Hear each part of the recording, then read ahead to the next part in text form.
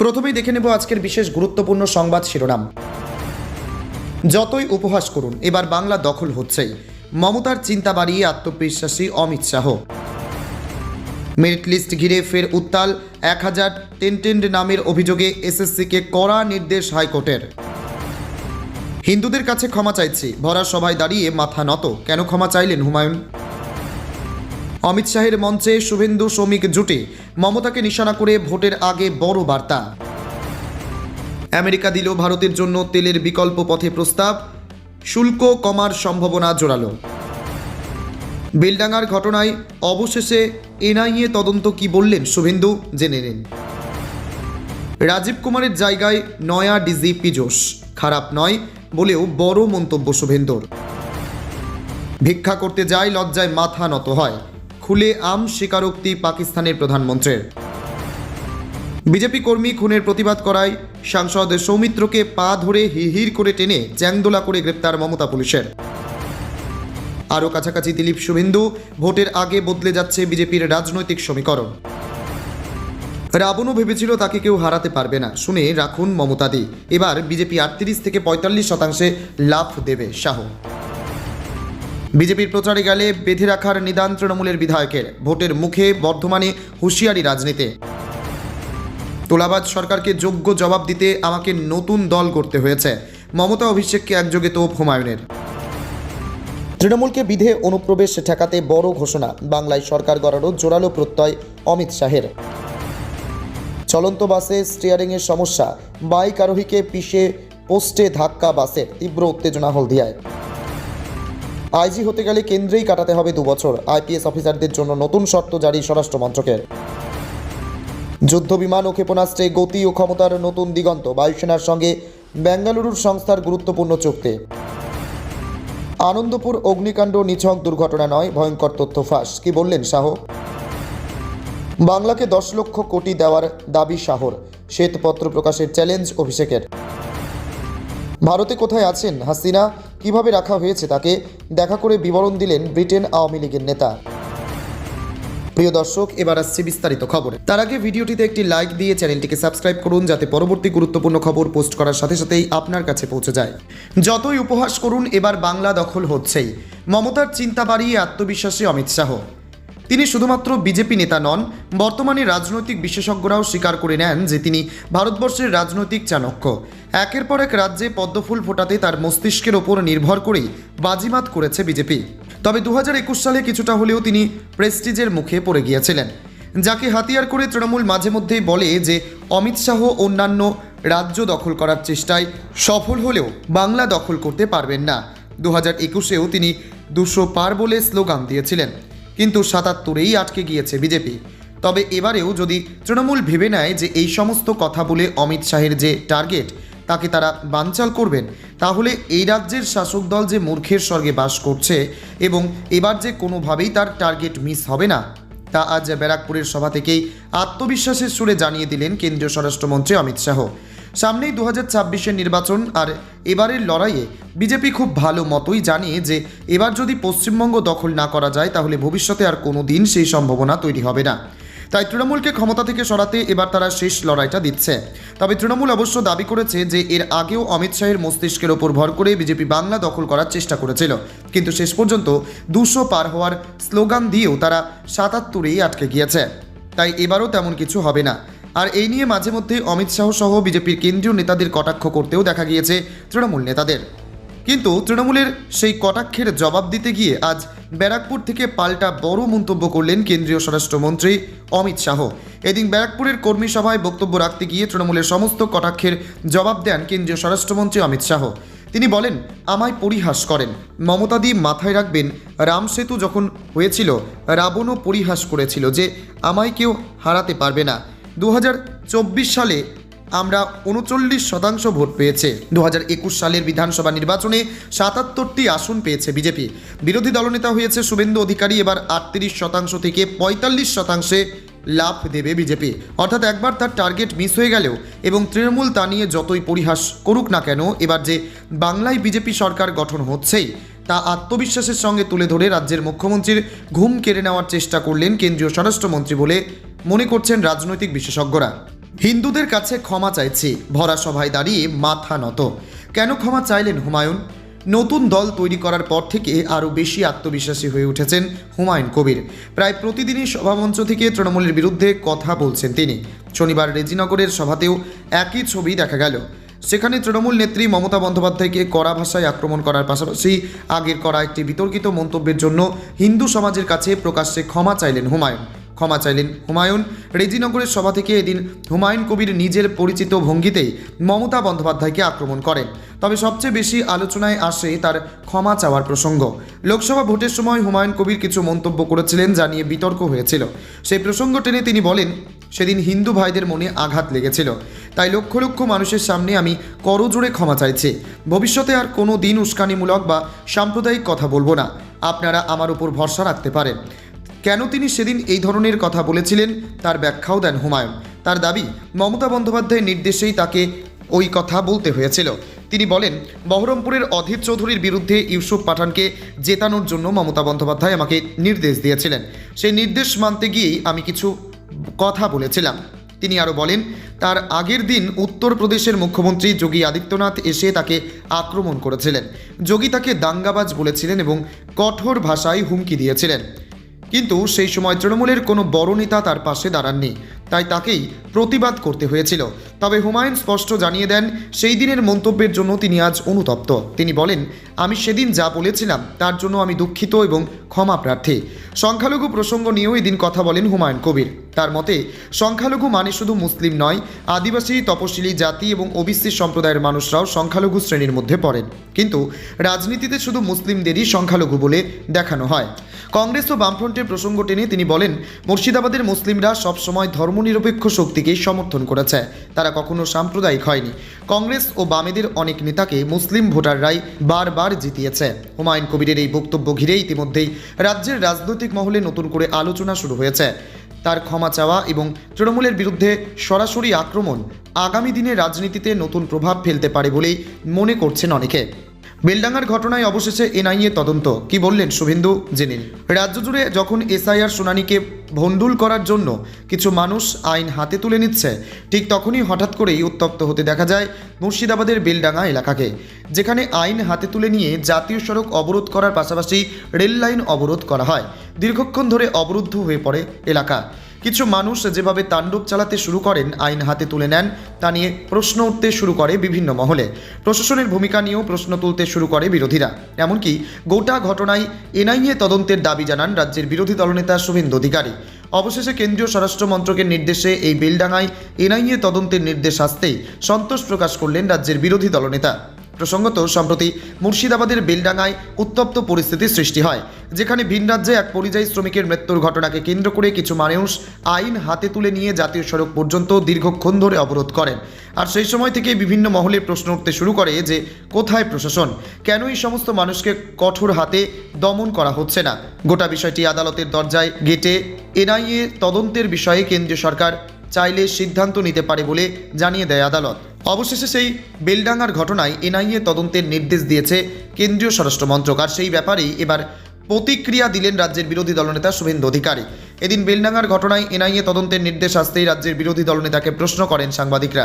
আর সেই ব্যাপারে প্রতিক্রিয়া দিতে গিয়ে শুভেন্দুবাবু বলেন, আগের যে ধুলিয়ান শামশেরগঞ্জের নির্দেশ ছিল, তৎকালীন ডিভিশন বেঞ্চে যে অর্ডার দিয়েছিল, সেই অর্ডারটা কন্টিনিউ করছে যে মুর্শিদাবাদ জেলায় এই ধরনের ঘটনার ক্ষেত্রে কেন্দ্রীয় বাহিনী ব্যবহার করতে পারে। তার রেফারেন্স ধরেই আমি পিটিশন করেছিলাম। সেখানে আমার বক্তব্য ছিল যে পরপর দুদিন বেলডাঙ্গায় যেটা হয়েছে, এটা এনআইএ তদন্ত হওয়া উচিত। এক্ষেত্রে মহামান্য প্রধান বিচারপতির বেঞ্চ পরিষ্কার জানিয়ে দিয়েছিল, এনআইএ বা ভারত সরকার চাইলে এটা নিতে পারে। আমি খুশি যে এটাতে এনআইএ তদন্ত করছে। বিজেপি কর্মী খুনের প্রতিবাদ করায় সাংসদ সৌমিত্রকে পা ধরে হিড়হিড় করে টেনে চ্যাংদোলা করে গ্রেপ্তার মমতা পুলিশের। বাংলার রাজনীতিতে এক ভয়ঙ্কর কালো অধ্যায় লেখা হলো। একজন সাংসদ, একজন নির্বাচিত জনপ্রতিনিধি শুধু একটি খুনের প্রতিবাদ করায় তাকে রাস্তায় ফেলে পা ধরে হিড়হিড় করে টেনে চ্যাংদোলা করে গ্রেপ্তার করা হলো। এই দৃশ্য কি কোনো গণতান্ত্রিক রাজ্যের ছবি? আজ যদি একজন সাংসদের এই অবস্থা হয়, তাহলে সাধারণ মানুষের নিরাপত্তা কোথায়? গতকাল বিজেপি কর্মী খুনের প্রতিবাদে রাস্তায় নেমেছিলেন সাংসদ সৌমিত্র খা। তিনি ন্যায় চেয়েছিলেন, কিন্তু তার বদলে পেলেন লাঠি, অপমান আর পুলিশি অত্যাচার। এটা কি আইন নাকি শাসকের প্রতিশোধ? আজ রাজ্য সরকার খুন থামাতে পারেনি, কিন্তু প্রতিবাদ থামাতে উঠে পড়ে লেগেছে। যেখানে খুনি বুক ফুলিয়ে ঘুরছে, সেখানে প্রতিবাদকারীকে জেলে ভরা হচ্ছে। এ কোন রাজনীতি, কোন গণতন্ত্র? আজ পুলিশের ভূমিকা প্রশ্নের মুখে। তারা কি জনগণের রক্ষক নাকি শাসকের হাতিয়ার? বাংলা কি আজ ভয়ের রাজ্যে পরিণত হয়েছে, যেখানে সত্য বললে গ্রেপ্তার, ন্যায় চাইলে লাঠি? এই বাংলায় কি আর কথা বলার অধিকার নেই? গতকাল যে দৃশ্য আমরা দেখেছি, শুধু একজন নেতার অপমান নয়, পুরো বাংলার আত্মসম্মানের ওপর আঘাত। আর যদি আমরা চুপ থাকি, আগামীকাল এই একই পরিণতি আপনার আমারও হতে পারে। আজ সময় এসেছে রুখে দাঁড়ানোর। ভয় নয় প্রতিবাদ, চুপ নয় সংগ্রাম। আমরা চাই রাজনৈতিক খুন বন্ধ হোক, অপরাধীর শাস্তি হোক, আর পুলিশের কাজ হোক আইনের সুরক্ষা, শাসকের দাসত্ব নয়। আজ বাংলার প্রতিটি মানুষকে বলতে হবে আর নয়, আর নয়, আর নয়। কারণ এই লড়াই শুধু একজন নেতার নয়, এই লড়াই বাংলার গণতন্ত্র বাঁচানোর লড়াই। আরও কাছাকাছি দিলীপ শুভেন্দু। ভোটের আগে বদলে যাচ্ছে বিজেপির রাজনৈতিক সমীকরণ। ভোটের আগেই বিজেপিতে বদলে যাচ্ছে রাজনৈতিক সমীকরণ। পুরনো বিবাদ দূরে সরিয়ে আরও কাছাকাছি আসছে দিলীপ ঘোষ, শুভেন্দু অধিকারী। তেমনই জল্পনা শুরু হয়েছে গেরুয়া শিবিরের অন্দরে। গত কয়েকটি বৈঠকে তেমনই দেখা যাচ্ছে। রাজ্য বিজেপির জনপ্রিয় দুই নেতা শুভেন্দু অধিকারী ও দিলীপ ঘোষ। একজন প্রথম থেকেই বিজেপি সদস্য, সংঘ পরিবার তাকে পাঠিয়েছিল বিজেপিতে। আর দ্বিতীয়জন অর্থাৎ শুভেন্দু অধিকারী দল বদল বিজেপি নেতা। তিনি তৃণমূল থেকে বিজেপিতে এসেছেন, যদিও বর্তমানে তিনি রাজ্য বিজেপির অন্যতম মুখ। রাজ্যের বিরোধী দলনেতাও। অন্যদিকে বর্তমানে বিজেপির কোনো পদে নেই দিলীপ। বিজেপির অন্দরে দিলীপ ঘোষ আর শুভেন্দু অধিকারীর সমীকরণ বরাবরই মধুর বলে শোনা যায়, যদিও প্রকাশ্যে তেমন বিবাদে জড়ান না, কিন্তু একে অপরের নাম না নিয়ে কটাক্ষ করতে একাধিকবার শোনা গিয়েছে। কিন্তু বিধানসভা ভোট সম্মুখে, আর সেই কারণেই বিজেপি সূত্রের খবর, দিল্লির চাপে কিছুটা হলেও সমীকরণ বদলাচ্ছে বিজেপির অন্দরে। কাছাকাছি আসছেন দিলীপ ঘোষ আর শুভেন্দু অধিকারী। গত 27 থেকে 28 জানুয়ারি বিজেপির সর্বভারতীয় সভাপতি নীতিন নবীনের কর্মসূচি ছিল দুর্গাপুরে। সেখানে একই মঞ্চে উপস্থিত ছিলেন দিলীপ ও শুভেন্দু। সেখানেই শুভেন্দু নেতৃত্ব স্থানীয়দের নাম বলার সময় দিলীপ ঘোষের নাম করেন। শুধু তাই নয়, রীতিমতো সংভ্রমের সঙ্গেই তিনি দিলীপের নাম নেন। তাতেই বিজেপির নেতাকর্মীরা মনে করছেন দুই নেতার মনের বরফ গলছে। প্রথম দিন শুভেন্দু বলেন, মঞ্চে উপবিষ্ট আছেন ভারতীয় জনতা পার্টির প্রাক্তন রাজ্য সভাপতি, প্রাক্তন সাংসদ, আমাদের বর্ষিয়ার নেতা মাননীয় দিলীপ ঘোষ। দ্বিতীয় দিনে শুভেন্দু বলেন, প্রাক্তন রাজ্য সভাপতি, প্রাক্তন সাংসদ সম্মানীয় দিলীপ ঘোষ। 2026 সালে লোকসভা নির্বাচন ভোটের দিনগুলিতে আক্রান্ত বিজেপি প্রার্থীদের তালিকা বলতে গিয়ে তিনি বলেন, মন্তেশ্বরে আক্রান্ত হয়েছিলেন দিলীপ দাদা বলে সম্বোধন করেন।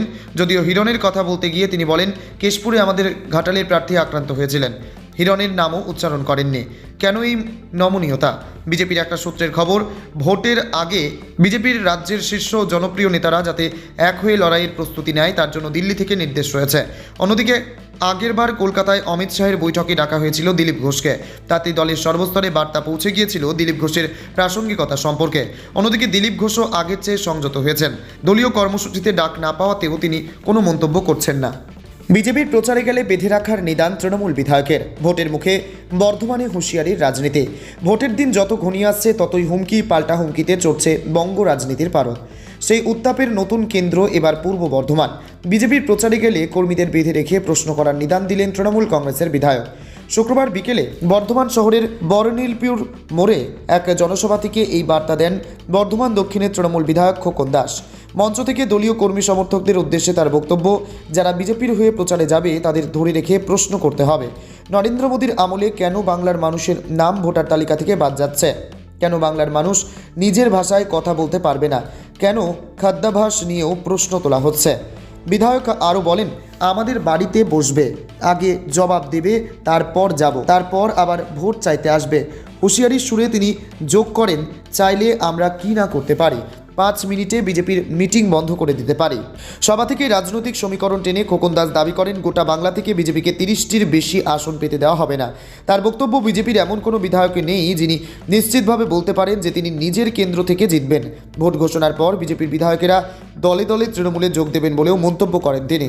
এই বক্তব্য ঘিরে রাজনৈতিক মহলে শুরু হয়েছে নতুন করে বিতর্ক। বিজেপি নেতা মৃত্যুঞ্জয় চন্দ্রের অভিযোগ, বাংলায় হিংসার রাজনীতির সূচনা করেছিল সিপিএম, আর এখন তা লালন করছে তৃণমূল। প্রকাশ্যে হুমকি দেওয়া হচ্ছে, অথচ পুলিশ প্রশাসন নীরব দর্শক। তারা কার্যত শাসক দলের দলদাসে পরিণত হয়েছে। তার দাবি, ভোটের মুখে আতঙ্ক তৈরি করতেই বিজেপিকে এভাবে দমিয়ে রাখার চেষ্টা চলছে। তবে তৃণমূলের তরফে এই বক্তব্যের ভিন্ন ব্যাখ্যা দেওয়া হয়েছে।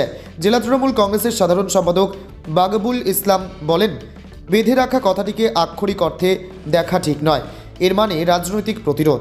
বিজেপি ঠিক করে দিতে চাইছে কে কি খাবে, কে কি পড়বে, কোন ভাষায় কথা বলবে। এই ফরমানের বিরুদ্ধেই মানুষকে সংগঠিত হওয়ার ডাক দেওয়া হয়েছে। উল্লেখ্য, গত শনিবার এই বর্ধমান শহরের বর্ণিলপুর মোড়েই বিজেপির পরিবর্তন সংকল্প যাত্রা সভায় বিতর্কিত মন্তব্য করেছিলেন বিজেপি নেতা প্রবাল রায়। তিনি বলেছিলেন, এক যুগ সন্ধিক্ষণে দাঁড়িয়ে রয়েছি আমরা, যেখানে প্রেস মিডিয়াকে মেরে ফেলা হচ্ছে আর পুলিশ টেবিলের তলায় লুকোচ্ছে। যেদিন লক্ষ লক্ষ কোটি কোটি হিন্দু অস্ত্র হাতে নেবে, সেদিন আর টেবিলের তলায় থাকবে না প্রশাসন।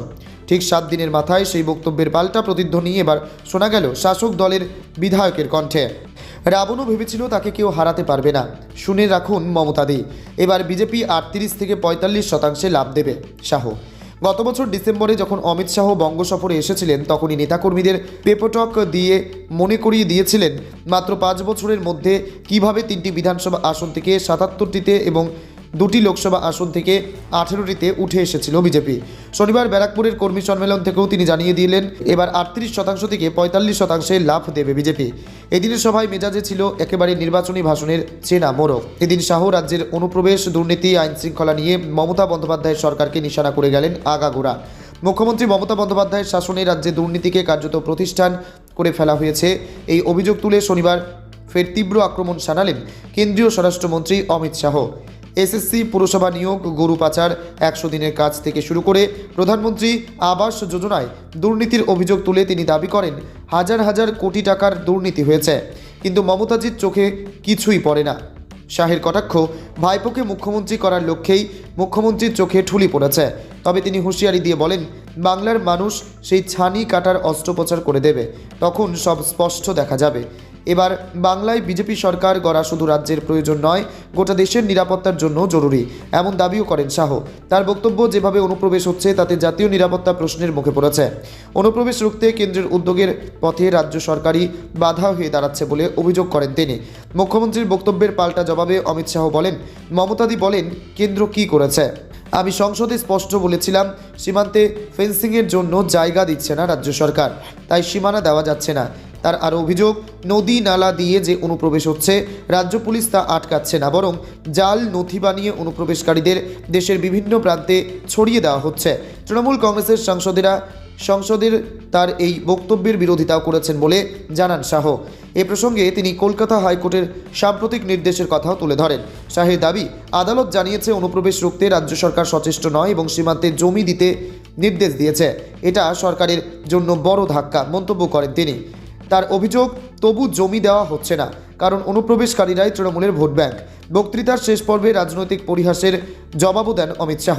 মুখ্যমন্ত্রী তাকে কটাক্ষ করেন, উল্লেখ করে তিনি বলেন, রামসেতু তৈরির সময় রাবণও পরিহাস করেছিল, ভেবেছিল তাকে কেউ হারাতে পারবে না।